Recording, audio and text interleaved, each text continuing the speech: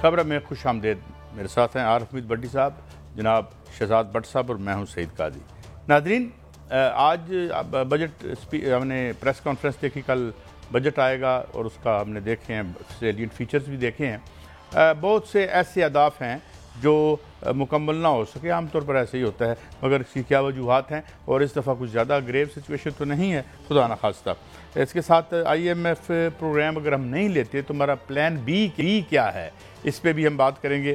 اور 52% جو بجٹ کا جو حصہ ہے وہ قرضوں کی ادائیگی میں چلا جاتا ہے, اور وصولیوں کا جو, اگر میں غلط نہیں کہہ رہا تو اس کا تو میرے خیال میں لائن شیئر سے بھی زیادہ جو ہے وہ ادھر خرچ ہو جاتا ہے. تو یہ کیسے چلے گا؟ پھر اسحاق ڈار صاحب کو یہ کہنا تھا کہ جناب کوئی وہ واشنگٹن گئے اور پیچھے سے کسی خفیہ ہاتھ نے ڈالر کی قیمت بڑھا دی. یہ خفیہ ہاتھ, اس کو ہم کھڑی لگا سکیں گے یا نہیں لگا سکیں گے؟ ہمیشہ یہ خفیہ ہاتھ کام کر جاتا ہے, یا یہ خفیہ ہاتھ پھر ایک ایسا طریقہ ہے کہ جان چھڑاؤ خفیہ ہاتھ اور بیرونی ہاتھ جو ہے عام طور پر اسی طرح سلسلہ ہوتا ہے. لیکن ایک خبر اور بھی اہم ہے, last but not the least. آج ایک نئی پارٹی پنجاب میں لانچ ہو گئی ہے, استحکام پاکستان پارٹی, جس کے پیٹرن ان چیف جو ہیں وہ ہیں قبلہ جہانگیر ترین صاحب اور علیم خان صاحب اس کے پریزیڈنٹ ہیں.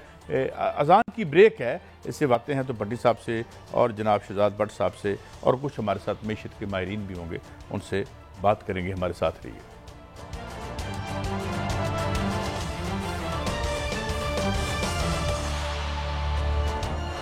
Welcome back. ناظرین, ہمیں نوٹڈ اسکالر اور استاد جناب ڈاکٹر حفیظ پاشا صاحب نے جوائن کیا. Thank you very much for your time doctor صاحب. ڈاکٹر صاحب, آج ہم نے پریس ٹاک سنی ان کی جو وزیر خزانہ ہیں, کوئی بہت سے اہداف انہوں نے ذکر کیا, وہ پورے نہ ہو سکے, اور کچھ اس انداز سے گفتگو ہوئی کہ کچھ انہیں ماضی جو ملا تھا وہ بڑا زبوں حال تھا, جس کی وجہ سے زبوں حالی آگے بڑھتی چلی گئی. سوال میرا آپ سے یہ ہے کہ خبریں آ رہی ہیں کہ آئی ایم ایف کے پروگرام میں ہم نہیں جا رہے, تو پلان بی ہمارا کیا ہوگا؟ ایک تو یہ فرما دیں, اور ساتھ حکومت کا موقف یہ بھی ہے کہ ہم اب تک تمام جو پیمنٹس ہیں انٹرنیشنل لائبلٹیز اس پہ ہم پورے اتر رہے ہیں, لہذا کوئی ڈیفالٹ کا دور دور تک خطرہ نہیں ہے. سر, یور ٹیک آن دس. بسم اللہ الرحمن الرحیم. دیکھیے, شاید ہمارے فائنانس منسٹر صاحب جو آج ماشاءاللہ بڑے فارم میں تھے, اور انہوں نے زیادہ ذکر جو کیا وہ 2013 سے 2018 تک کی, اور کم اس سال کا ذکر کیا ہے. ایکو آ رہا ہے؟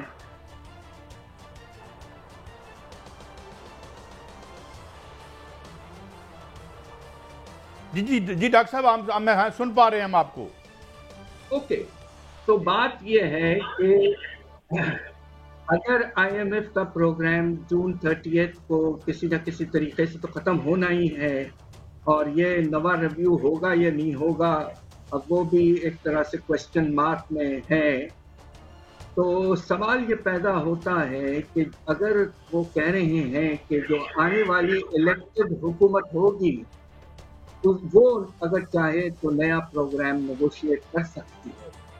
سوال یہ پیدا ہوتا ہے کہ جون 30 کے بعد تقریباً 3 سے 4 مہینے اکتوبر تک جب الیکشنز اللہ کے فضل سے ہوں گے, تو یہ پیریڈ جو ہے 3 سے 4 مہینے کا, اس میں آپ یہ دیکھیے کہ اس حکومت کے کوئی تقریباً 10 ہفتے اور پھر 6 ہفتے ہو جائیں گے 30 اپریل کے بعد سے, اور باقی وقت آپ کی کیٹیگر گورنمنٹ کا ہوگا.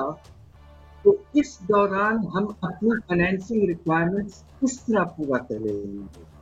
یہ بہت بڑا سوال ہے, اس لیے کہ جب آئی ایم ایف کی چھتری نہیں ہوگی تو جو آپ بین الاقوامی ادارے ہیں جس طرح کے ورلڈ بینک ہے, ایشین ڈیولپمنٹ بینک وغیرہ, وہ پیسہ بھیجنا روک دیں گے. ساتھ ساتھ آپ نے دیکھا کہ اس سال پرائیویٹ لینڈرز نے تو تقریباً پاکستان کو نیا پیسہ دینے سے منع کر دیا. تو پوزیشن حد سے زیادہ مشکل میں آ سکتی ہے, اور اس سے نتیجے میں انسرٹنٹی جو ہے, جو آلریڈی بہت زیادہ ہے, وہ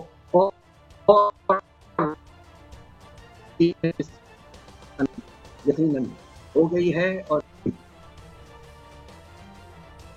یہ ذرا ڈاکٹر صاحب کی آواز مجھے دوبارہ ذرا آپ کیجئے گا. ڈاکٹر صاحب کا یہ کہنا ہے کہ یہ جو اگر میں سے ریکیپ کروں وہ دوبارہ سے ہمارے ساتھ لائن پہ آئیں کہ یہ جو 6 ہفتے جی ڈاکٹر صاحب کنٹینیو پلیز. آپ کہہ رہے ہیں کہ 6 ہفتے جو ہیں وہ جو کیئر ٹیکر کے پاس ہوں گے, اگر یہ فیسلٹی ہم اویل نہیں کرتے اور پرائیویٹ لینڈرز بھی ہمیں پیسے نہیں دے رہے تو کیا یہ سینیریو بن رہا ہے؟ دیکھیے پریشانی اس بات کی ہے کہ آنے والا سال میں اندازہ یہ ہے کہ ہمیں رول اوورز کے بعد اور تجارت کے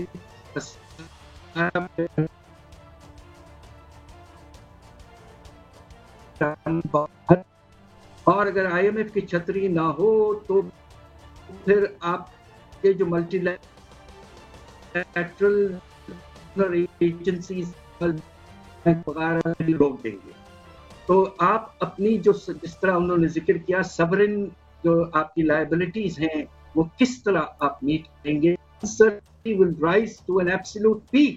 اس لیے یہ جو وقت آنے والا ہے اگلے 3-4 مہینے یہ بہت پریشان کیا. بٹی صاحب آپ سوال پوچھئے اور پوچھ سکتے ہیں جناب ڈاکٹر صاحب سے. بسم اللہ الرحمن. ڈاکٹر صاحب السلام علیکم. جی ڈاکٹر صاحب جو ہماری ملک کی معاشی صورتحال ہے, جیسے ڈالر اوپر جا رہا ہے, بجلی کے ریٹ ہے, انڈسٹری بند ہو رہی ہے, ہماری ایکسپورٹ ہے نہیں, ٹیکس کلیکشن ہو نہیں رہا, تو ڈو یو تھنک کہ حکومت کے پاس کوئی ایسی اسٹریٹجی ہے آئی ایم ایف کے پاس بھی نہ جائے اور ملک کو معاشی طور پر آگے لے جا سکے؟ کوئی ایسی چیز بتایا نظر آتی ہے آپ کو؟ یہ مجھے افسوس سے کہنا پڑتا ہے, حالانکہ ہم سب چاہتے ہیں کہ پاکستان کو آئی ایم ایف کی ضرورت نہ پڑے, مگر یہ ایک ایسا وقت ہے جب سب سے زیادہ ہمیں آئی ایم ایف کی ضرورت ہے. اور اس کی وجہ یہ ہے کہ جو پرائیویٹ ڈونرز ہیں, لینڈرز ہیں, انہوں نے بند کر دیا پیسہ پاکستان میں. اب جو official by lateral multi lateral donors ہیں وہ بھی بند کر دیں گے. آپ اپنے قرضوں کی واپسی اور اگر تجارت کا خسارہ چھوٹا موٹا ہو تو پیسہ پورا کریں گے آنے والے 3-4 مہینے. یہ بہت اہم سوال ہے, جواب چاہیے. اس کے پھل سے انسرٹنٹی بہت بڑھ جائے گی. after the statement by the finance minister. اچھا ڈاکٹر صاحب یہ فرمائیے کہ یہ ایک طرف یہ بھی کہا جا رہا ہے کہ جی ہم یعنی سرکاری طور پر کل کچھ on the sidelines of this budget meetings بھی ہوئیں میرے اطلاع کے مطابق بزنس لیڈر سے, جہاں یہ کیٹیگوریکلی شاید کہا گیا یا ٹیسٹلی کہا گیا مگر کہا گیا کہ جی ایک تو ہم ڈیفالٹ نہیں کر رہے اور دوسرا یہ ہے کہ ہم آئی ایم ایف کے بغیر چلیں گے, مگر کوئی اسٹریٹجی نہیں بتائی. آرگیومنٹ یہ آ رہا ہے کہ جناب جو لون ہے اس سے کہیں بڑھ کر ہمارے ایسٹس ہیں تو یہ اس لیے الارمنگ نہیں ہے. بٹ ویلتھ کریشن کیسے ہوگی ڈاکٹر صاحب؟ بات دراصل یہ ہے کہ جو ایسٹس ہیں وہ آپ کے پاکستان کے اندر ہیں, وہ ان کی value is designated in rupees. They کی ناٹ بی. آپ فار انسٹنس آپ اپنا گیس کا نیٹ ورک تو کسی کو بیچ نہیں سکتے, تو یہ ایگزامپل دینا نامناسب ہے. لیکوڈیٹی کیا ہے, فارن ایکسچینج ریزروز جو آپ کے پاس کیش میں ہیں وہ کتنے ہیں, وہ اصل چیز ہے جو ڈٹرمن کرتی ہے کہ ملک ڈیفالٹ کر سکتا ہے یا نہیں. تو یہ کہنا کہ ہمارے پاس ایسٹس ہیں, وہ ایسٹس ملک کے اندر ہیں, دے آر ناٹ ویلیوڈ اور ویلیوبل ان ڈالرز. یہ ود آل ڈیو ریسپیکٹ نامناسب اسٹیٹمنٹ. اچھا ڈاکٹر صاحب ہم جب دیکھتے ہیں کہ debt to G D P ratio کی بات ہوتی ہے تو میں اگر غلط نہیں کہہ رہا, جو لاسٹ ٹائم میں نے دیکھا تھا غالباً جاپان کی جی ڈی پی سے زیادہ ڈیٹ ہے اس کے پاس, اور ایسے بہت سے موسٹ انڈسٹریلائزڈ ملک ہیں, وہ کیسے سروائیو کر لیتے ہیں اور اس ڈیٹ کو کیسے مینج کرتے ہیں؟ دیکھیے بات یہ ہے کہ یہ جو جاپان کا ڈیٹ ہے وہ ایکچولی اس کا پروسیس آف ایکیومولیشن بہت پہلے سے ہوا ہے, جبکہ سیکنڈ ورلڈ وار کے بعد میں جب جاپان کو بہت مشکلات پیش آئے تھے, آپ کو یاد ہوگا کہ ایٹم بم تب گرائے گئے تھے, اس کے بعد سے چائنا اور کے ساتھ بھی بڑے مشکلات ہیں ان کی ریلیشن شپ میں. جاپان جو ہے وہ اپنا ڈیٹ جو ہے وہ سٹاک ہے, مگر ان کی پوزیشن یہ ہے کہ ان کی ایکسپورٹ ارننگز جو ہیں وہ اب امپورٹ ارننگ سے بہت زیادہ ہے، تو اس لیے اس میں ایکومولیشن اتنی تیزی سے نہیں ہو رہی. آپ امریکہ کا بھی دیکھ لیجیے، ڈیٹ بہت زیادہ ہے، مگر امریکہ کو کیا ایڈوانٹیج ہے؟ ایڈوانٹیج یہ ہے کہ ان کی کرنسی ریزرو کرنسی ہے، تو وہ جتنا چاہیں چھاپیں اور ساری دنیا میں ابزارب ہو جاتا ہے. وہ سب سے بڑا بیلنس ڈالر کا دنیا میں اس وقت چائنا کے پاس ہے ریزروز میں. تو ہم اپنے کو کمپیئر نہیں کر سکتے ان ترقی یافتہ ملکوں کے ساتھ.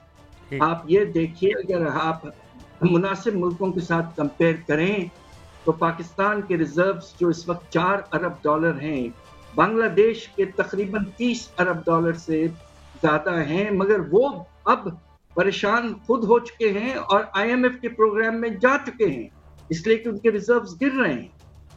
تو کافی پریشانی کی بات ہے جب آپ کے پاس صرف $4 ارب ہو، جو مشکل سے 1 مہینے کے آپ کے درآمدات کو فائنینس کر سکتے ہیں. with all due respect, mentioning in local assets is not the correct indicator. Doctor صاحب، پاکستان میں بطور معاشرت دان آپ کا ایک مقام ہے. میں آپ سے 2 باتیں پوچھنا چاہتا ہوں. پہلی بات تو یہ ہے کہ کیا پاکستان میں کوئی ایسی شخصیت ہے جو کہ میرے پاکستان کی معیشت کو سنبھال سکتی ہیں؟ اور دوسرا، کیا اسحاق ڈار صاحب یہ جو ڈالر کو نیچے لانے کی کوشش کر رہے ہیں، یہ سنبھال پائیں گے یا نہیں؟ دیکھیے، یہ ہماری پولیٹیکل لیڈرشپ پہ ڈیپینڈ کرتا ہے کہ وہ کس حد تک آنے والے دنوں میں حالات کو سنبھال پائیں گے. اب میں کہہ نہیں سکتا، مگر یقیناً آپ دیکھیں گے کہ پاکستان کی تاریخ میں وقتاً فوقتاً ہم نے دیکھا ہے لیڈرشپ جو آئی ہے جنہوں نے سچویشن کو سنبھالا ہے. اب 1999 کے بعد جب ہم بم پھوڑے تھے، اس کے بعد حالات کچھ حد تک خراب تھے، مگر وہ سنبھلے مشرف صاحب کے دور میں. دوسری طرف آپ دیکھیے کہ پاکستان کے ساتھ جو مسئلہ ہے وہ دیکھیے، ہم جیسے ٹیکنوکریٹس جو وقتاً فوقتاً میں تو تقریباً 20 سال پہلے حکومت میں رہا ہوں، ہم اس وقت کام کر سکتے ہیں جب ایک لیڈرشپ ایسی ہو جو ریفارم اورینٹڈ ہو اور مشکل اقدامات لینے کے لیے تیار ہو. اب اس طرح کا لیڈر پاکستان کو بس ہماری سب کی دعا ہے کہ ایسا لیڈر ملے. دوسری طرف آپ نے ڈالر کی بات کی ہے، اس کی ویلیو آج فائنانس منسٹر صاحب نے کہا کہ $244 پہ ہونا چاہیے، وہ ہے اوپن مارکیٹ میں $303، تقریباً $60 کا فرق. with all due respects again to the finance minister, دیکھیے جب آپ کے ریزروز اتنے کم ہوتے ہیں اور آپ کو اپنے درآمدات کو کم کرنا ہے اور ایکسپورٹس کو سٹیمولیٹ کرنا ہے، تو آپ کے پاس سب سے امپورٹنٹ ویپن جو ہے وہ ایکسچینج ریٹ ہی ہے. آپ نے یہ دیکھا کہ جب 2013 سے 2018 میں جب اس وقت کی حکومت نے روپے کو بالکل مستحکم رکھا تھا $104 پر 3-4 سال، تو ایکسپورٹس گر گئے آپ کے، اور آپ کے امپورٹس میں بے تحاشا اضافہ ہوا، اور اس کا نتیجہ یہ ہوا کہ 2017-18 پاکستان کے تاریخ کا سب سے بلند، سب سے بڑا آپ کا تجارتی خسارہ ہوا، 19.2 ارب کا. We have to use exchange rate جب آپ کے پاس. اچھا بٹی صاحب آپ خاموش اچھے نہیں لگتے. ڈاکٹر صاحب سے ہم مل کے فائدہ اٹھاتے ہیں. تو do you have any question بٹی صاحب؟ گزارش یہ ہے کہ 17 میں تو سابق وزیر اعظم کہتے ہیں کاش 2017 واپس آ جائے، وہ مثالی سال تھا پاکستان کی حکومت کے لیے. 14 ماہ سے یہ موجودہ حکومت ہے اور یہ کہتی تھی کہ سابق حکومت نالائق ہے، ہم اس کو پٹری پہ چڑھا دیں گے.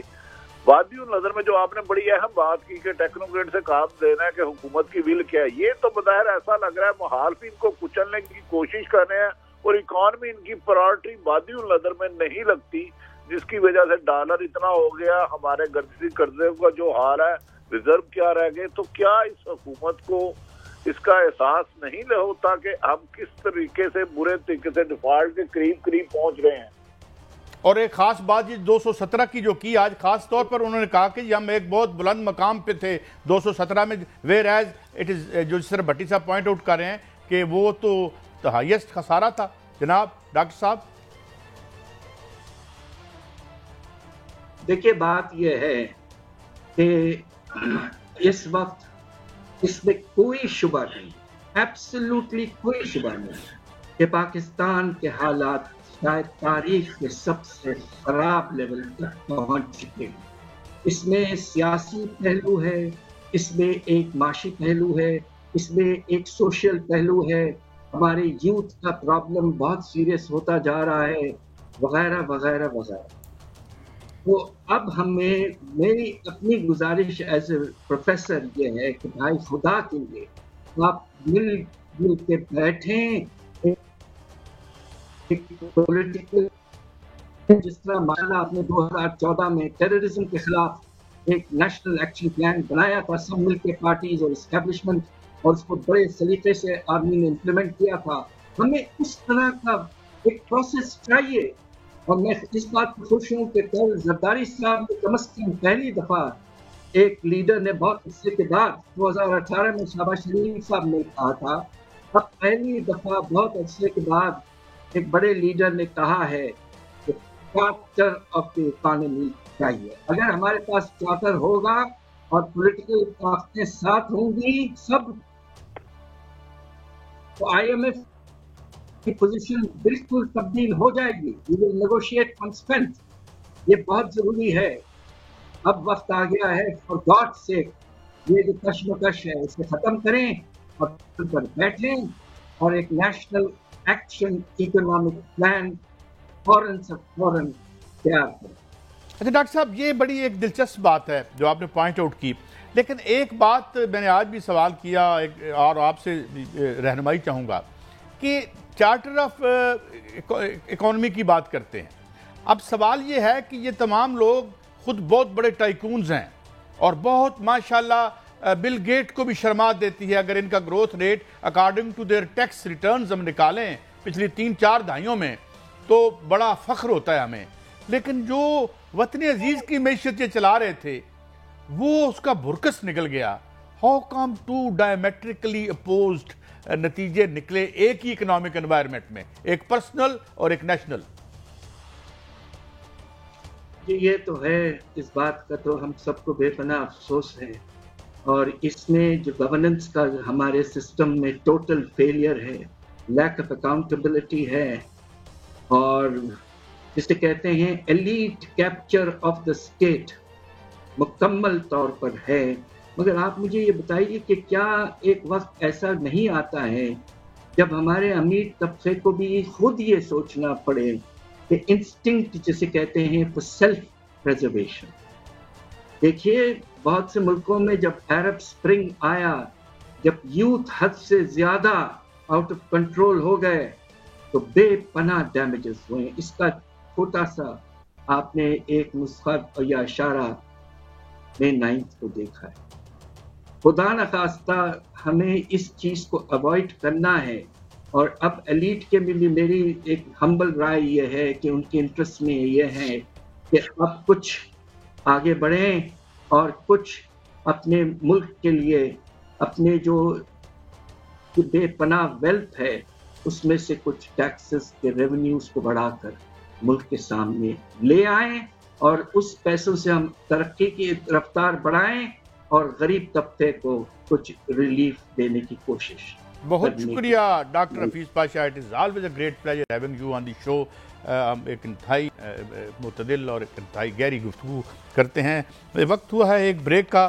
بھٹی صاحب، میں یہی پوچھوں گا آپ سے، اور ڈاکٹر صاحب نے بھی یہی بات کہی کہ یہ جو آپ بات کرتے ہوتے ہیں کہ 2 معیشتیں ہیں، ایک ہم جیسے غریبوں کی ہے، ایک بڑے لوگوں کی ہے، تو دونوں میں یک وقت آپ کہتے ہیں کہ اوپر نہیں جا سکتی. چلیں یار مل جل کے کچھ کر لیں جس طرح ڈاکٹر صاحب نے کہا. مگر بریک ہے. نئی پارٹی بنی ہے، اس کا فیوچر کیا ہے یہ بھٹی صاحب سے پوچھیں گے. اور یہ خفیہ ہاتھ کون سے ہیں ڈالر کے، یہ بھی بھٹی صاحب کو پتہ ہے کہ جی جس طرح اسحاق ڈار صاحب نے کہا ہے کہ خفیہ ہاتھ ڈالر کو اوپر نیچے کر دیتے ہیں. ان ہاتھوں سے تھوڑی بہت ملاقات شاید ہم رپورٹروں کی ہوتی ہے یا نہیں ہوتی، مگر کوئی اطلاع مل ہی جاتی ہے. ایک بریک کے بعد ہمارے ساتھ رہیے، دلچسپ سٹوریز ہیں.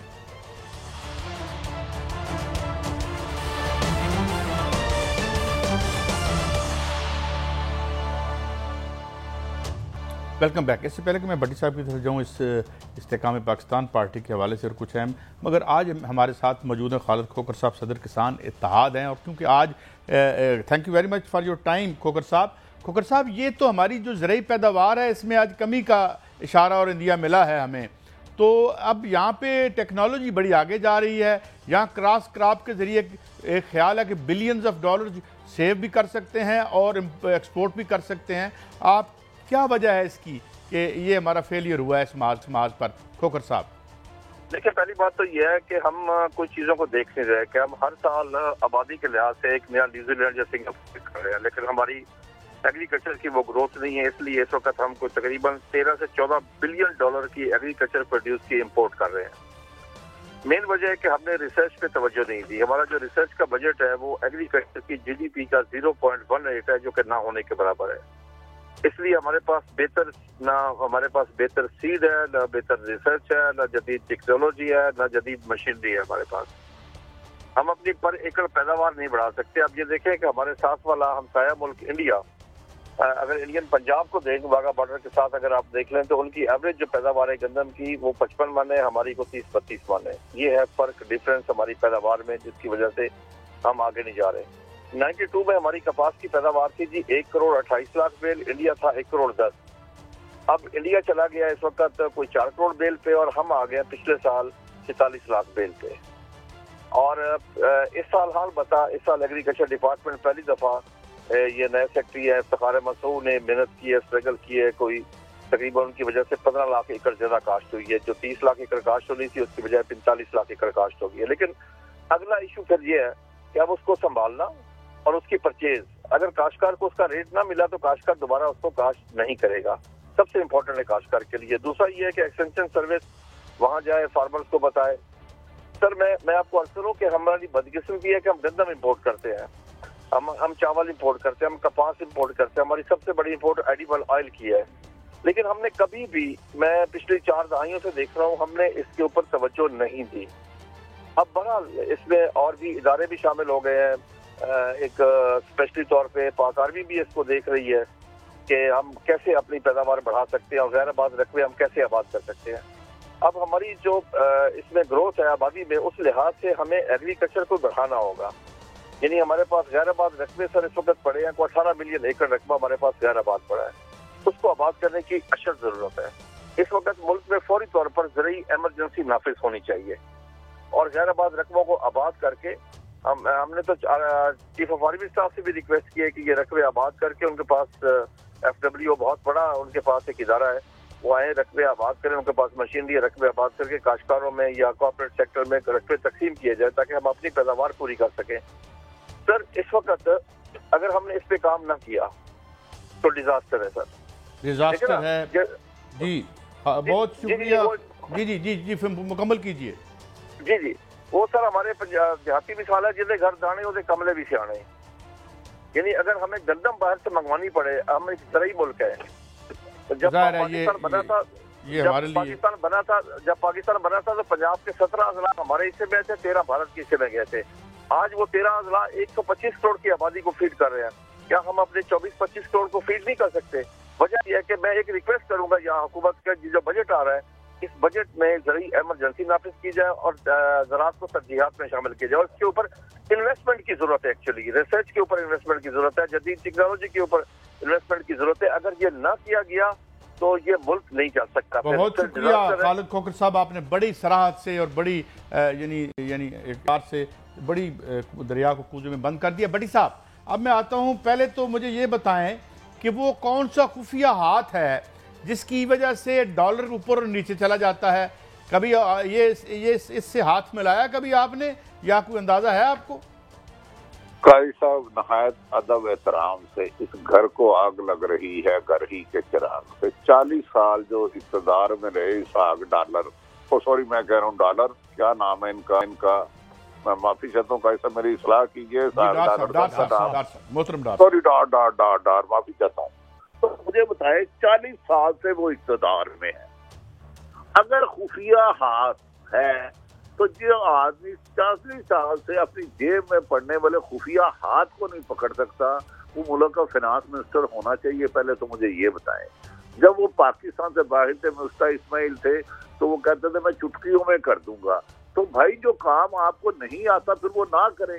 کسی ایسے آدمی کو جو اکانومی کو سمجھتے ہیں، جو خفیہ ہاتھ کو پکڑنے کی صلاحیت بھی رکھتے ہو، جو ایکسپورٹ بھی بڑھا سکتے ہو، جو ٹیکس کلیکشن بھی بہتر کرتے ہو، بیسیکلی اسحاق ڈار کو نواز شریف جب بڑے خوشگوار موڈ میں ہوتے تھے نا، کہتے تھے سلام منشی بڑے ہی نوٹ کٹھے کر لینی.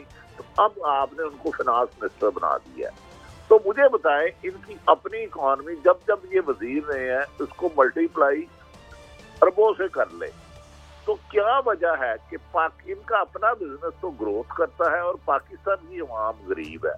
تو اس میں قائد صاحب ہمیں اس ملک کو، عوام تو بہت محنتی ہے، سنسیئر قیادت کی ضرورت ہے. باہر بیٹھے یہ باتیں کرتے ہیں، جب اقتدار آتی ہے اپنا گروتھ ہے. دوسرا ابھی بھائی جو میں کہتے ہیں، جس ملک 70% زرعی ملک ہو، آپ گندم باہر پہ کریں، کپاس آپ زیرو پہ لے آئے، کیونکہ پورے ملک کی قیادت حکمران اور بیوروکریٹ گرین کو براؤن بنا کے ہاؤسنگ سوسائٹیوں میں کھربوں روپے بنا رہے ہیں، ایکڑوں میں جگہ لیتے ہیں، مرلوں میں بیچتے ہیں.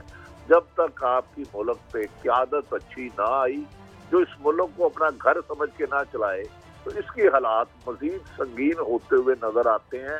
اگر آپ غیر جانبدار ہو کے تجزیہ کریں، حکمران کوئی بھی ہو، وہ جب اپنی حکومت کو ترجیح دے گا ملکی مفاد پر، تو پھر اس کے نتائج نکلیں گے کہ 90% لوگ ایک وقت کا کھانا نہیں کھا پائیں گے. اچھا بٹ صاحب یہ فرمائیے کہ بڑے اچھے سنسیئر لوگ آج اکٹھے ہوئے ہیں اور مشکل سے مطلب انہوں نے وطن عزیز کی خدمت کا تہیہ کیا ہے، تو اس میں مزید کون سے لوگ شامل ہو سکتے ہیں اس نیک کام کے سلسلے میں؟ دیکھیں قاضی صاحب، آج کی جو پی سی لاہور میں ایک پارٹی کا وجود آیا ہے، یہ بڑا اہم ہے. اور اس میں فی الحال تو جو افراد آ رہے ہیں وہ افراد ہیں جو زمان پارک سے پنچھی اڑ کر جو دوسرے گھروں میں بیٹھے ہوئے تھے، وہ سارے اکٹھے ہو رہے ہیں. لیکن میں آپ کو یہاں یہ ضرور بتا دوں کہ میری ایک مسلم لیگ نون کے چیئرمین قائمہ کمیٹی ہے خزانہ کیسر شیخ، ان سے بھی بات ہوئی ہے اور وہ بہت نالا ہیں، اور انہوں نے کہا ہے کہ آج تک جو اسحاق ڈار صاحب ہیں وہ کبھی اس کمیٹی میں تشریف ہی نہیں لائے، تو میں خزانہ کا کیا کر رہا ہوں. تو اور بھی بہت سخت سی باتیں جو ہیں انہوں نے کی ہیں، لیکن دو لفظی یہ ہے کہ وہ بھی اس وقت پرواز کرنے کے موڈ میں مجھے لگے ہیں. جبکہ اسی طرح پیپلز پارٹی اور دیگر جماعتوں میں بھی میں نے جو اپنا ریسرچ کی ہے تھوڑی سی، تو بہت سے ایسے افراد جو نالا ہیں مختلف پارٹیوں سے، وہ بھی اس پارٹی میں جاتے ہوئے مجھے تھوڑے سے نظر آ رہے ہیں. اچھا نہیں، یہ تو کیسر شیخ صاحب تو یہ بات کہتے رہے ہیں کہ میں ہماری جو قائمہ کمیٹی ہے فائنانس پہ، اس کا کیا فائدہ، نہ کبھی فائنانس منسٹر آئے ہیں. ویسے بات یہ ہے، دل لگتی کہوں وہ بھی زیادتی کرتے ہیں ڈار صاحب سے. ہمارے بجٹ چلو اس دفعہ تو ہم خود بنا رہے ہیں، اگر آئی ایم ایف نہیں آتا تو ورنہ تو ہمیں بھی بجٹ تو ریڈی میڈ ہی ملتا رہا ہے. کیسا وہ بات آپ کی ٹھیک ہے، لیکن جو اصل بات ہے نا، جو غور طلب ہے، میں سمجھتا ہوں جو اسحاق ڈار صاحب ہیں وہ جو کل پیش کریں گے نا، یہ پاکستان کی تاریخ میں، اس کو آپ کہہ رہے ہیں یہ مسلم لیگ نون الیکشن اناؤنس کر رہی ہے، یہ آپ اس کو کہہ لیں پاکستان ایک روٹ پہ جانے لگا ہے. جو بھی میں دیکھ رہا ہوں، میں سمجھتا ہوں کل کا جو اسحاق ڈار کا بیان ہوگا، جو بجٹ وہ دیں گے، اس سے آگے پھر چلنا ہے. اچھا کیوں چلنا ہے؟ میری پروگرام میں آنے سے پہلے الیکشن کمیشن پنجاب سے بھی بات ہوئی ہے، انہوں نے مجھے بتایا کہ پچھلے جو 11ویں انتخابات ہوئے تھے اس میں 10 کروڑ اور 60 لاکھ کے قریب ووٹ ڈالا تھا. اچھا اب وہ 10 کروڑ جو ہے وہ اس دفعہ آج تک کی جو گنتی ہے وہ 12 کروڑ تک چلا گیا ہے. پچھلی دفعہ جو 4 کروڑ مرد تھے وہ اب 5 کروڑ ہو گئے ہیں، جو 4 کروڑ خواتین 1 کروڑ ان کا بڑھ گیا 5، یعنی 2 کروڑ الیکشن کمیشن کے رزلٹ کے مطابق، ان کی گنتی کے مطابق ابھی تک بڑھ گئے ہیں.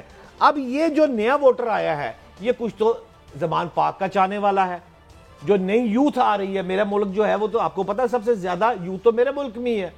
اچھا وہ کچھ زمان پاک کا چاہنے والا ہے، لیکن اب یہ جو پارٹیاں ہیں، کل کا جو ڈار صاحب کا بجٹ ہے وہ ٹریکشن دے گا اور وہ فیصلہ کرے گا کہ نئی یوتھ کا یہ جو 2 کروڑ ووٹ ہے اس کو اٹھانے میں کامیاب ہوتا ہے یا پھر ناکام ہوتا ہے. بٹی صاحب یہ فرمائیے، عطا طاہر صاحب کا کہنا ہے کہ جناب یہ جو نیا استحکام میں پاکستان پارٹی بنی ہے، اس کے ساتھ ہمارا انتخابی اتحاد بھی ہو سکتا ہے، تو اس کا مطلب ہے مسلم لیگ نون تو اس کو ویلکم کر رہی ہے. بٹی صاحب دیکھیں قاضی صاحب، مسلم لیگ نون اس حکومت کو بنانے والوں میں شامل ہے، بنانے والوں میں شامل ہے۔ ایک ہوتا ہے حکومت بن گئی، ایک ہوتا ہے جماعت عوام کی خواہش سے بن گئی، ایک حالات کی مناسبت سے بنا جاتا ہے کچھ لوگوں کو ڈیمیج کرنے کے لیے۔ تو لہذا اسحاق ڈار صاحب یہی کریں گے۔ دوسری بات، کل کا بجٹ اہم نہیں ہے۔ اب پاکستان میں ہر مہینے بجٹ آتا ہے، ہر روز بجٹ آتا ہے۔ کیا ڈو یو تھنک کل کا جو بجٹ ہوگا، جب ہر 15 دن بعد آپ بجلی کی پرائز اوپر لاتے ہیں، ڈالر کی قیمت اوپر لاتے ہیں، پیٹرول کی قیمت لاتے ہیں، تو یہ میٹر نہیں کرتا۔ اصل بات یہ ہے کہ میری اپنی رائے میں اس وقت ملک کو، اکانومی کو حکومت چلانے میں مکمل طور پر ناکام ہو چکی ہے، سیاسی عدم استحکام ہے، آئینی تصادم ہے، سپریم کورٹ کی حکم عدولی کی جا رہی ہے۔ اس وقت ملک کی سروائیول کی جنگ ہے، نہ ان کے پاس اکانومی رہی ہے، نہ استحکام رہا ہے۔ جو آپ کہہ رہے ہیں استحکام کمیٹی آئی ہے، پارٹی بنی ہے، اب دیکھیں اس پارٹی سے استحکام کچھ لوگوں کو تو ہو سکتا ہے، کیا ملک کا عدم استحکام کا جو شکار ہے وہ دور ہو سکتا ہے؟ یہ بڑی گہری باتیں ہیں، کیونکہ آزادی صحافت پر، آزادی کی وجہ سے ہمارے پر کٹے ہوئے ہیں۔ کل کیا ہوگا وہ مجھے نہیں پتا، لیکن جو معاشی ایکسپرٹ ہے وہ کہتے ہیں تباہی ہے۔ زراعت آپ کی سامنے ہے، آپ کپاس گندم باہر سے لے رہے ہیں۔ دوسری بات ہے انڈسٹری آپ کی بند ہو رہی ہے۔ یہ صرف اگر اپنی سیاسی ساکھ بچانے کے لیے کوئی ایسا بجٹ دیتے ہیں جس پہ امپلیمنٹ ممکن نہیں، اور 15 دن بعد کوئی دوسرا بجٹ آئے، تو اب دیر پا پالیسیاں بنانی ہوں گی، ملک کو لے کر آگے چلنا ہوگا۔ سیاسی پارٹیوں کو ایک ہی حال ہے، میز بیٹھ کے بیٹھیں۔ اگر پاپولر ترین جماعت کو آپ مائنس کر کے چلیں گے تو یاد رکھ لیں، اگر آپ نے اسلام آباد جانا اور گاڑی کا رخ آپ کی ملتان کی طرف ہے تو 100 سال بھی منزل پر نہیں پہنچیں گے۔ تو اقتدار میں بیٹھے لوگ شاید منزل سے بہت دور ہے۔ لیکن بٹی صاحب، معیشت کا تو یہی عالم رہتا ہے جو بھی پارٹی آ جائے۔ سوال یہ ہے کہ کیونکہ معیشت پہ تو ان کی کوئی لڑائی نہیں آپس میں، اور وہ اب کل زرداری صاحب آئے تھے، وہ کہہ رہے ہیں جی ہمارے حوالے کر دیں۔ ان کے حوالے ہم نے پہلے، یعنی اس ملک کے عوام نے سندھ تو کر رکھا ہے، پچھلے تیسرے کنزیکٹیو ہے ان کا اقتدار وہاں پہ، اور سندھ کی جو یعنی ماشاءاللہ مثالی صورت حوال ہے ہم دیکھ رہے ہیں۔ اس کے علاوہ ادھر بھی ان کی طاقت رہی ہے۔ تو بٹی صاحب، جس کے بھی حوالے ہم نے کیا اس نے ذاتی معیشت کی زیادہ خیال رکھا۔ یہی جو بات ابھی عبید پاشا صاحب کہہ رہے تھے۔ صاحب احترام سے، آپ کو کس نے کہا ان کی معاشی تو لڑائی ہے، لیکن ان کے خاندان کی، ان کی ذات کی، ملک کی نہ پارٹی کا نہ ہے نہ ہوگا۔ اگر معاشی لڑائی نہ ہو تو 2018 میں حکومت آتی ہے تو پی ڈی ایم کی جماعتیں اندر ہو جاتی ہیں، اربوں خربوں روپے کے مقدمات جو نون لیگ نے پیپلز پارٹی اور پیپلز پارٹی نے نون لیگ کو بلائے، آ کے انہوں نے سب سے پہلے اپنی معاشی صورتحال کی صورت میں ٹھیک کی کہ اربوں روپے، خربوں روپے نیب اور ایف آئی اے کے مقدمات ختم کیے راتوں رات۔ 350 کے قریب ای سی ایل پہ، تو ان کی معاشی صورتحال تو اسی دن ٹھیک ہو گئی جب ان پہ اربوں روپے جو ریکور کرنے تھے وہ ان کے بینک میں سیو ہو گئے اور ڈرائی کلین کر کے نکل گئے۔ یہ اصل لڑائی ہے۔ تو آصف علی زرداری کو 10%، میں نے تو کبھی نہیں کہا، میرے لیے تو قابل احترام ہے۔ شہباز شریف کہتے تھے پیٹ میں ہاتھ ڈال کے نکالوں گا۔ معاشی صورتحال انہوں نے اپنے آ کے 14 ماہ میں اپنی معاشیت کو اپنی ڈرائی کلین کر کے پیسہ سیو کیا، بیرون ملک بھیجا، اور ملک کی اکانومی کا ڈالر 150 سے 285 پر آ گیا۔ قاضی صاحب، یہ چند خاندانوں کی معاشی کو بچانے کے لیے، اکانومی کو بہتر کرنے کے لیے ملک کی اکانومی ڈبوئی جاتی ہے۔ اسی لیے میں کہتا ہوں ایک وقت میں یا حکمرانوں کی معاشی صورتحال بہتر ہوگی یا 99% عوام کی، دونوں کی ایٹ اے ٹائم نہیں ہو سکتی۔ آپ غریب آدمی کا حق ماریں گے، کمیشنیں کھائیں گے، تو یاد رکھ لیں پھر اشرافیہ کی لیڈ کیپچر، جو اشرافیہ ان کی اکانومی بہتر ہوگی، ملک کی نہیں۔ اچھا بٹ صاحب، آخری سوال آپ سے کوئکلی بتائیے کہ یہ ہمیشہ کرپشن کے الزامات تو مسلم لیگ نون پی پی پی پہ اور پی پی پی مسلم لیگ نون پہ ڈالتی رہی ہے، اور جو ہے اس سے لگتا ہے کہ ایک میثاق معیشت تو موجود ہے، جس طرح بھٹی صاحب نے کہا، اور جو ان صاحبان کی رائے ہے ایک دوسرے کے بارے میں، وہ میثاق ہے کہ بھئی اپنے نجی کاروباروں کو ہم بڑھاوا دیں گے، تو ہور کیڑا میثاق کرنا جے نہ کولوں۔ دیکھیں، آپ نے تو پڑھا ہوگا نا قاضی صاحب، ماشاءاللہ بہت پڑھے لکھے آئے ہیں، پرویز مشرف کو بھی پڑھا ہوگا، ان کی کتاب بھی پڑھی ہوگی جس پہ انہوں نے واضح طور پر کہا تھا کہ مسلم لیگ نون میں سے میں نے اپنے سیاسی ایجنڈے کے لیے مسلم لیگ کاف کو نکالا۔ پھر 23 سال کی جو جدوجہد چلتی رہی آپ کی پارٹی زمان پارک والی، اس میں بھی آ کر پھر یہی ہوا کہ اسٹیبلش کے بندے جو تھے، کوئی وہ اہم جو افراد جو جیت سکتے تھے ان کو پارٹی میں شامل کیا گیا. اب پھر یہی جو پارٹی آپ کی نئی پارٹی ہے، یہ بھی وہی کبوتروں کو اکٹھا کر کے سامنے لایا جا رہا ہے. لیکن سوال اس وقت صرف یہ ہے کہ مسلم لیگ نون اور پی ڈی ایم میں جو اختلافات ہیں، وہ کہ پیپلز پارٹی سے شامل ہے ہی نہیں نا پی ڈی ایم میں. لیکن سوال یہ ہے کہ اس وقت اب جو لڑائی شروع ہوئی ہے وہ پیپلز پارٹی اور مسلم لیگ نون کی ہو گئی ہے. کل بھی آپ نے پروگرام میں بات کہی تھی، نجم سیٹھی اور جو پیپلز جو کرکٹ بورڈ کی بات ہے، وہ کہتے ہیں کہ ہمارے پاس فیڈرل کی منسٹری میرے پاس ہے تو چیئرمین جو بورڈ ہے وہ بھی میرا ہونا چاہیے. اب کتنی چھوٹی چھوٹی باتوں پہ تلخیاں بڑھنا شروع ہو گئی. لاہور میں آ کر بیٹھے قیام بڑھا دیا، تلخی اور بڑھی، ان کو ناگوار گزرا ان کا یہاں آنا. بڑے بادشاہ آدمی ہیں، پی سی بی کا چیئرمین ہونا کوئی معمولی کام ہے جو آپ کو اندازہ نہیں ہے، یا ہوگا تو پھر بعد میں بات کریں گے. بٹی صاحب، یہ جہانگیر ترین صاحب تو ابھی نااہل ہیں اور جو پیٹرن ان چیف بتائے گئے ہیں ہمیں، تو کیا یہ ان کی نااہلی بھی اور نواز شریف صاحب کی جی نااہلی کی خاتمے کی جو باتیں ہوتی ہیں اور جو میجر جو سٹیپس ہو رہے ہیں، تو یہ بھی آنے والے دنوں میں جہانگیر ترین صاحب الیکشن لڑ پائیں گے؟ صاحب یہ آلموسٹ معاملہ طے ہو چکے ہیں. پسے پردہ اسحاق ڈار صاحب کو زیادہ پتہ ہے خفیات. ستمبر یا اکتوبر میں نواز شریف کے مقدمات کی خبریں آ رہی ہیں کہ وہ ختم ہو جائیں گے. اسی لیے الیکشن میرے خیال میں حکومت اکتوبر میں نہیں کروائے گی، اور اسی لیے مارچ 2024 پہ جا رہا ہے. کیونکہ جو انہوں نے امینڈمنٹ کی تھی 22 کروڑ عوام کے نمائندوں نے ایک شخص کے لیے کہ تا حیات سزا 184 کے تحت جو دی ہے اس کی اپیل کا حق، تو وہ اس کا بینیفیشری بظاہر بادی النظر میں نواز شریف اور محترم جہانگیر ترین ہے. تو اس ملک میں جب 22 کروڑ عوام کی بجائے 22 خاندان مسلط کر دیے جائیں گے تو پھر آپ اس پہ ماتم ہی کر سکتے ہیں. کوئی خوشی منانے کا تو نہیں ہے، ایسے ہی آپ دل میں مسکرا رہے ہیں. اب یہ بٹی صاحب، یہ جو بٹ صاحب ہے نا، یہ تو میرے سامنے مسکرا رہے ہیں. یہ سارے وہ سنا گانا آپ نے، رولت گیا پر چت بڑی آئی ہے، لیکن اب اس سال تو قسم خدا کی رول بھی گیا تو چس بھی نہیں آئی. نہیں چلیں، دیکھیں قاضی صاحب، بات یہ ہے کہ کچھ نہیں ہو رہا. آپ کیوں ایسا کر رہے ہیں؟ میری عوام کے ساتھ ظلم کر رہے ہیں قاضی صاحب. آج آپ بہت، اور بھٹی صاحب جو بیٹھے ہوئے ہیں وہ بھی آج کو تھوڑے سے افسردہ لگ رہے ہیں. لیکن آپ یقین کیجئے کل کے بجٹ کے بعد بہت ساری سہولتیں ملنے والی ہیں یار. بجٹ کی سہولتیں ملنے والی ہیں.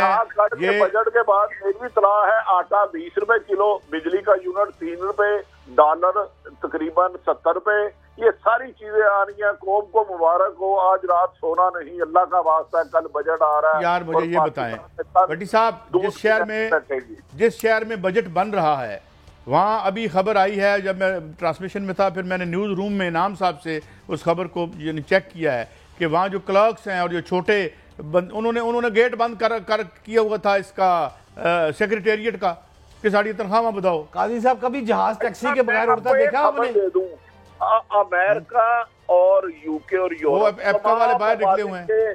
ہاں جی، ملٹی نیشنل کمپنیاں پاکستان انویسٹمنٹ کرنے آ رہی ہیں. کل کے بجٹ کی اطلاعات پا کے انہوں نے کہا ہمیں تو مارجن ہی نہیں ہے، پاکستان تو لینڈ آف اپرچونٹی ہے. تو انبلیویبل ہے. ایئرپورٹ پہ جہاز ہے، اسپیشل جہاز چل رہے ہیں. دیکھیں کہیں آپ کے دفتر کے بعد جی این این میں تو نہیں کوئی جہاز اتر رہا.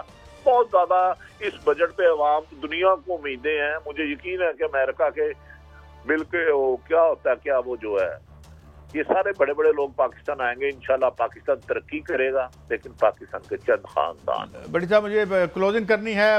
بہت سے لوگ معیشت کے بارے میں کہتے ہیں کہ معیشتدان کلیم کرتے ہیں، ہمیں یہ بتاتے ہیں کہ ان کے دعوے کیوں پورے نہ ہو سکے. ہر بجٹ ایسے ہی تھا. 85 سے میں بجٹ کور کر رہا ہوں، پہلے پرنٹ کے لیے اب اس الیکٹرانک میڈیا کے لیے. اس دعا کے ساتھ کہ اگلا جو بجٹ ہو اس میں ہمارے اہداف جو ہیں نہ مکمل ہوں بلکہ بہت اس سے آگے جائیں اور کچھ بہتر دن ہم بھی دیکھ سکیں. اجازت دیجیے، یہ ہفتے کا آخری پروگرام تھا. منڈے کو پھر ملیں گے. اللہ حافظ.